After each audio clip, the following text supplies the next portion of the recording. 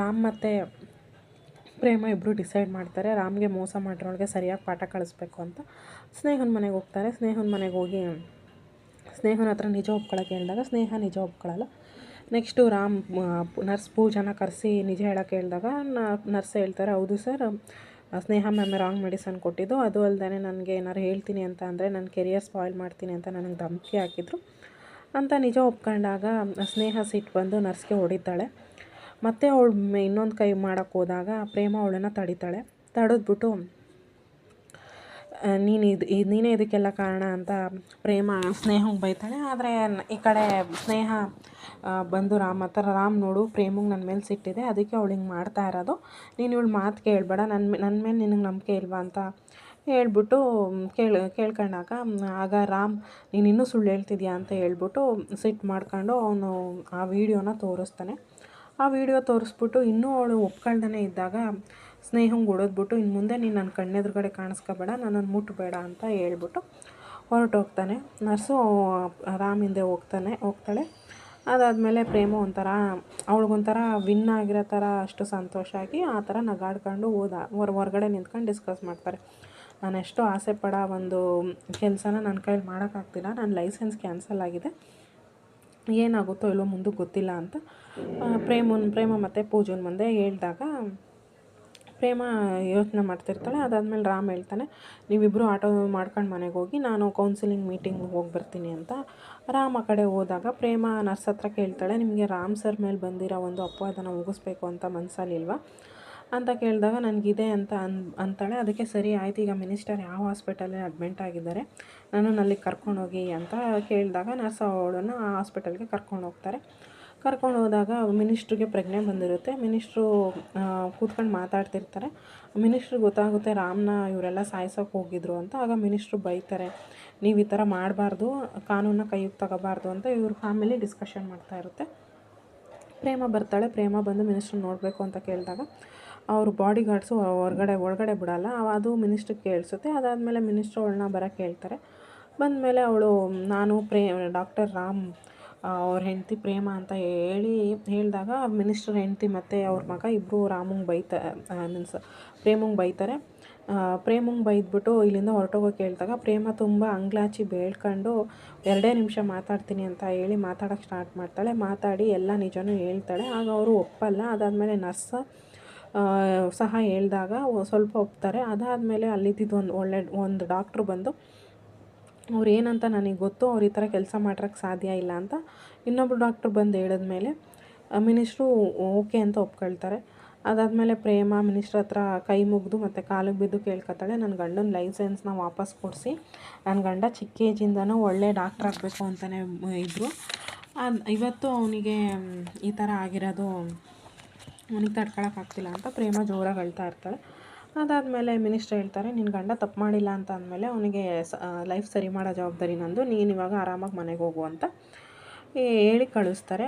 ಇನ್ನೊಂದು ನೆಕ್ಸ್ಟ್ ಸೀನಲ್ಲಿ ಈ ಕಡೆ ಸ್ನೇಹ ಅವ್ರ ಅಪ್ಪ ಮನೆಗೆ ಬರ್ತಾರೆ. ಸ್ನೇಹ ಯಾಕೋ ಬೇಜಾರಾಗಿರೋದು ನೋಡಿ, ಏನಕ್ಕಮ್ಮ ಹಿಂಗೆ ಬೇಜಾರಾಗಿದೆಯಾ ಅಂತ ಕೇಳ್ತಾ ಇರ್ತಾರೆ. ಅಷ್ಟರಲ್ಲಿ ಮಿನಿಸ್ಟ್ರ್ ಕಡೆಯವರು ಅವ್ರ ಅಪ್ಪಂಗೆ ಕಾಲ್ ಮಾಡ್ತಾರೆ. ಕಾಲ್ ಮಾಡಿ ಮಿನಿಸ್ಟ್ರು ನಿಮ್ಮ ಹತ್ರ ಏನೋ ಮಾತಾಡಬೇಕಂತೆ, ಬನ್ನಿ ಅಂತ ಹೇಳಿ ಅವರಿಬ್ಬರನ್ನ ಕರೆಸ್ತಾರೆ. ಸ್ನೇಹಂಗೆ ಭಯ ಆಗ್ತಾ ಇರುತ್ತೆ. ಹೋದಾಗ ಅವರಪ್ಪ ಬೊಕ್ಕೆ ತೊಗೊಂಡೋಗಿರ್ತಾರೆ.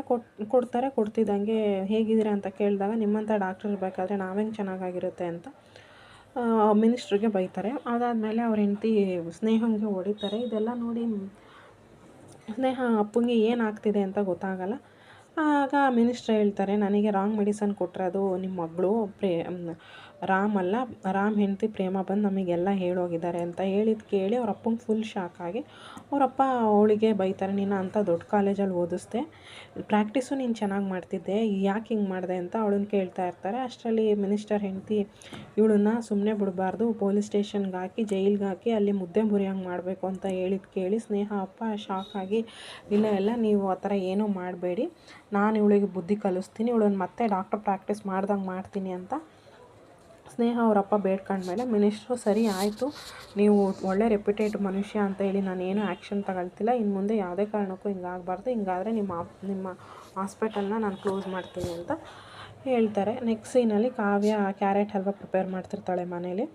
ಸಂತೋಷವಾಗಿ ಪ್ರಿಪೇರ್ ಮಾಡ್ತಿರ್ತಾಳೆ. ಅಡುಗೆ ಮಾಡೋದ್ರಲ್ಲಿ ಇಷ್ಟೊಂದು ಸಂತೋಷ ಇರುತ್ತೆ ಅಂದಿದ್ರೆ ನಾನು ಯಾವಾಗಲೂ ಕಲಿತಿದ್ದೆ ಅಂತ ಪ್ರಿಪೇರ್ ಮಾಡ್ತಾಳೆ. ಪ್ರಿಪೇರ್ ಮಾಡಿದ್ಮೇಲೆ ಇದನ್ನು ಟೇಸ್ಟ್ ಮಾಡೋಕ್ಕೆ ಯಾರನ್ನಾರು ಬೇರೆಯವ್ರನ್ನ ಕೇಳಬೇಕು, ನಾನೇ ಮಾಡಿದ್ರೆ ಕರೆಕ್ಟಾಗಿ ಒಪಿನಿಯನ್ ಸಿಗೋಲ್ಲ ಅಂತ ಹೇಳಿ ಥಿಂಕ್ ಮಾಡ್ತಿರ್ಬೇಕಾದ್ರೆ ಆ ಕಡೆಯಿಂದ ಮಹಾದೇವ ಹಾಡು ಹೇಳ್ಕೊಂಡು ಬರ್ತಾ ಇರೋದು ನೋಡಿ, ಬಕ್ರ ಇವನೇ ಸಿಕ್ತಾ ಅಂತ ಅಂದ್ಬಿಟ್ಟು ಪ್ರೇಮ ಕಾವ್ಯ ಮಹಾದೇವನ್ನ ಕರೀತಾಳೆ.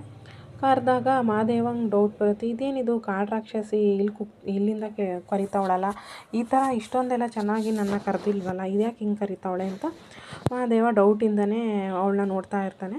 ಆಗ ಕಾವ್ಯ ಹೇಳ್ತಾಳೆ, ನಿನ್ನೆ ಕರಿತಿರೋದು ಅಷ್ಟೊತ್ತಿಂದ ಏನಕ್ಕೆ ನೀನು ಬರ್ತಾಯಿಲ್ಲ ಅಂತ ಹೇಳಿದಾಗ, ನೀನು ಯಾಕೆ ಕಾವ್ಯ ಇಲ್ಲಿದೆಯಾ, ನೀನು ಇರಬೇಕಾಗಿರೋದು ರೂಮಲ್ಲಲ್ವ, ಹೋಗು ಬುಕ್ಸ್ ಎಲ್ಲ ನಿಂಗೋಸ್ಕರ ಕಾಯ್ತಾವೆ, ಇಲ್ಯಾಕೆ ಇಲ್ಲಿ ನಿಂತಿದ್ಯಾ, ಓದ್ಕೊ ಹೋಗು ಅಂತ ಹೇಳಿದಾಗ, ನಾನು ಏನೋ ಹಲ್ವಾ ಪ್ರಿಪೇರ್ ಮಾಡಿದ್ದೀನಿ, ನೀನು ಅದನ್ನ ಟೇಸ್ಟ್ ಮಾಡಿ ಅದು ಹೆಂಗಿದೆ ಅಂತ ಹೇಳು ಅಂತ ಹೇಳಿದಾಗ ಅವನಿಗೆ ಫುಲ್ಲು ಶಾಕಾಗಿ ಅವನು ಪ್ರೀವಿಯಸ್ ಎಪಿಸೋಡಲ್ಲಿ ಅವಳು ಅಡುಗೆ ಪ್ರಿಪೇರ್ ಮಾಡಿ ತಿನ್ನೋಕ್ಕಾಗ್ದಾನೆ ಇದ್ದಿದ್ದು ನೆನಪು ಮಾಡ್ಕೊಂಡು ನಿಂತಿರ್ತಾನೆ. ಇವಳು ಹೋಗಿ ಕ್ಯಾರೆಟ್ ಹಲ್ವ ತರೋ ಅಷ್ಟರೊಳಗಡೆ ಅವ್ರ ಅಮ್ಮ ಮತ್ತು ಅವಳ ತಂಗಿ ಪಂಚಮಿ ಬರ್ತಾರೆ.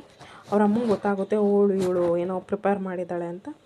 ಅವಳು ಬೌಲ್ಗೆ ಹಾಕೊಂಡು ತಂದಾಗ ಮಹಾದೇವ ಹೇಳ್ತಾನೆ, ನಾನು ಇವತ್ತು ಬೆಳಗ್ಗೆಯಿಂದ ಉಪವಾಸ ಇದ್ದೀನಿ, ಏನೂ ತಿಂದಿಲ್ಲ, ಬೇಕಾದರೆ ಟೇಸ್ಟ್ ಮಾಡೋಕೆ ಅಮ್ಮಂಗೆ ಕೊಡು ಅಂತ ಹೇಳಿದಾಗ ಅವ್ರ ಅಮ್ಮ ಹೇಳ್ತಾಳೆ, ಅಯ್ಯೋ ಟೇಸ್ಟಾ, ನನಗಷ್ಟು ಗೊತ್ತಾಗಲ್ಲ, ಪಂಚಮಿ ಚೆನ್ನಾಗಿ ಟೇಸ್ಟ್ ಮಾಡ್ತಾಳೆ, ಅವಳಿಗೆ ಕೊಡು ಅಂತ ಹೇಳಿ ಅವಳಿಗೆ ಕೊಟ್ಟಾಗ ಅವಳು ತಿಂದ ತಕ್ಷಣ ಅವಳಿಗೆ ಗೊತ್ತಾಗುತ್ತೆ ಇದು ಚೆನ್ನಾಗಿರಲ್ಲ ಅಂತ. ಕಾವ್ಯ ಹೇಳ್ತಾಳೆ, ನೀನು ಈ ಫುಲ್ ಬೌಲಲ್ಲಿರೋದನ್ನೆಲ್ಲ ತಿಂದು ಖಾಲಿ ಮಾಡಬೇಕು, ಮತ್ತು ನಾನು ನಿಮಗೆ ಬೇರೆ ಬೌಲ್ಗೆ ಹಾಕೊಂಡು ಬರ್ತೀನಿ ಅಂತ ಬಂದಾಗ ಪಂಚಮಿಗೆ ಇಡೋಕ್ಕೆ ಹೇಳ್ತಾರೆ ಅಂತ. ಇಡೋಕ್ಕೆ ಹೇಳಿದಾಗ ಕಾವ್ಯ ನೋಡಿ, ಇದೇನು ಯಾಕೆ ಹಿಂಗೆ ಇಡ್ತಿದ್ಯಾ, ಒಂದೇ ಸ್ಪೂನಿಗೆ ತಿಂದು ಸಾಕಾಯ್ತಾ, ತಿನ್ನು ಅಂತ ಹೇಳ್ತಾಳೆ. ಆ ತಡಿ ನಾನೊಂದು ಸಲ ಟೇಸ್ಟ್ ಮಾಡಿ ನೋಡ್ತೀನಿ ಅಂದಾಗ ಅದು ಚೆನ್ನಾಗಿರಲ್ಲ. ಆಗ ಅವಳಿಗೆ ಒಂಥರ ಬೇಜಾರಾಗುತ್ತೆ, ಅಯ್ಯೋ ನಾನು ಈ ಅಡುಗೆನೇ ನನಗೆ ಚೆನ್ನಾಗಿ ಮಾಡೋಕ್ಕೆ ಬರ್ತಾಯಿಲ್ಲ ಅಂತ ಬೇಜಾರು ಮಾಡ್ಕೊತಾ ಇರ್ತಾಳೆ. ಆಗ